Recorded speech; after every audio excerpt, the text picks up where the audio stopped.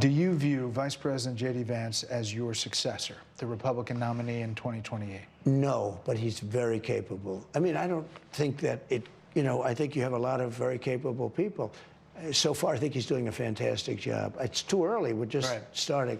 But by the time you get to the midterms, he's going to be looking for an endorsement. Yeah, a lot of people have said that this has been the greatest opening, almost 3 weeks, in the history of the presidency. It's definitely been the fastest and the most stuff Well, happening. we've done so much so fast, and we really had to, because they have really, what they've done to our country is so sad. It's so sad. We're going to be bigger, better, and stronger than ever before.